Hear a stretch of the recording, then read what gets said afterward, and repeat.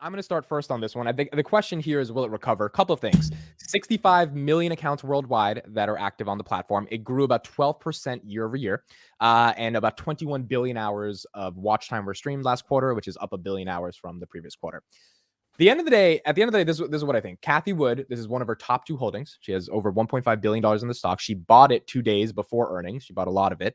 And then we get a 20% drop. There's 2 takes on this. Number one, Cathie Wood's ARK presents themselves as this team of analysts that do such in-depth research and analyses. And at one point, when the market disagrees with almost every stock you pick, and I hate to hate on Cathie. I love Cathie. I was a little annoyed after she liquidated 37 million shares of Palantir and ended up buying this Roku stock. For Roku, by the way. For Roku. But Roku was the one she cheated with on Palantir. You have to ask yourself if these analysts are actually doing analysis, because Roku is a TV operating system, and I don't know if it's worth that much. Second of all, a company growing 12% year over year is simply not disruptive growth, high growth. And if you wanted high growth, you could have bought Microsoft with far less risk, way more innovative than Roku, and your index would probably be up right now instead of having to deal with a $1.5 billion bet on a company that's making content, and that's your macro play. That's your disruptive, innovative thing. That it's better content than Netflix. I don't think this stock recovers. It went to a high of 491. Do you ever think it can get there again, Tom? No. This company is the poster child of low interest superstar, hawkish high interest bum. That's it. This is what it is now. And no one's even excited about this stock. Like, no one's like in the market. They have many problems. Yeah. Well, there's no excitement because, first of all, it's boring. It's not sexy. It's not innovative.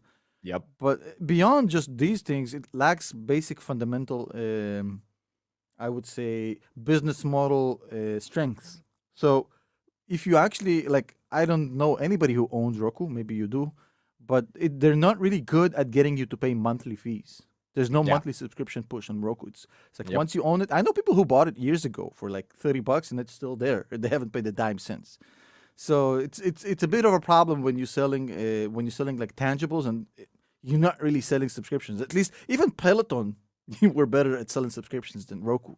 And there's barely any margins on the tangibles. And Cathie's argument is that they take a fee from the advertising that their platform gives to all the other apps. The problem is if you pay for Netflix and you have your Roku TV and you just click on Netflix, then there's literally nothing that Roku gets from that exchange. Yeah. Roku has to sell subscriptions, monthly license fees, whatever it is, whatever you want to call it. They have to have a monthly income from their users directly, like a B2C product that is a monthly fee. They have some sort of a kind of quasi products like this when you can buy premium stuff, but they're not really good at pushing that at all. Beyond that, basically, I call it a business model problem, which they haven't solved yet. Beyond the lack of innovation, beyond the lack of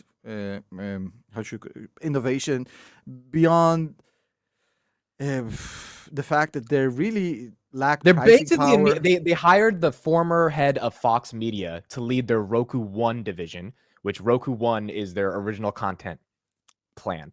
And this is Anthony Wood's CEO's big dream for Roku to become this original content powerhouse. And that's where I'm like, so you want to compete with Netflix? That's the disruptive, innovative play here? No, there's no disruptive, innovative play here. Look, it's a product that lacks any sort of pricing power. It lacks any sort of leverage. Look, let's pull up the numbers here, right? So you look at the earnings report. They've lowered guidance to the floor last time. They basically said, we're not going to make any money in Q3. They said 700 million, and the market obviously punished them for that last quarter. Yep. So they actually beat it this time, and they pulled 761 million, which is a huge beat. But people still remember, motherfuckers, just in July, you had 900 million for Q3, so you're still below the original guidance. So nobody's buying this bullshit. You know, this kind of I call it a little bit of a trying to stealth your well into a beat, and that didn't work. So that was just a PR failure. People are not stupid. Now, look, what I said, actually the numbers support it. Yes, they have great daily active users count, but daily active users mean jack shit anymore. You remember my Facebook video from yesterday when I said daily active users is not the thing you're looking for. You're looking for increased spend of time and increased spend of money. This quarter, they increased... Yeah, so this quarter, they increased spend per client by 15 cents. That's the lower increase year over year they had since 2016. So in the past 6 years, they're slowing down almost to a screeching halt. Operating loss, 150 million, doubled from last year at 70 million. They're burning through cash. Last year, for the first 3 quarters of the year, they had positive 220 million free cash flow. This year, for the first 3 quarters, they're 92 million negative free cash flow. I mean, bad business model, horrible balance sheet, horrible P&L, horrible cash flow, basically no vision, no innovation. I mean, for the life of me, I don't understand what Cathie Wood has ever seen in this stock, and I still don't. This is just a very low-tech, basic product that has more holes than a Swiss cheese. I wouldn't touch it with a laser pointer, bro. This is insane. I agree. I agree. I agree. There's nothing else to say to that. Anticlimactic, like finish to this, like. I agree. No, you had the second climactic. I agree. It's just insane to me that she sold Palantir, which is like doing amazingly disruptive things. Even if the stock doesn't move over the next day, like you talk about innovation, that's your job to invest in that. You know, that over an As somebody advertising. who's trying to market content and compete for attention, are you frustrated by the fact that you have to scrounge for 100,000 here, 100,000 there, and these guys are taking billions in the open market by doing absolutely nothing? No, I mean, well, they charmed up to Cathie and her team. I don't know what drugs they gave their team one It wasn't night, just and they were Cathie talking- though. Cathie isn't the only person to get duped into this. I think the market thinks it's attractive because the market cap is 7 billion, revenues is 3 billion, price of sales is like around 2 or 3. So it's like, oh, there's an argument here that it's more asymmetrical, but the fundamentals of this company as a media company and a TV operating play are not. I mean, you got YouTube to deal with as a competitor. Like YouTube is taking up so much time. It's not interesting to me. Plus, there's one more thing we haven't even mentioned.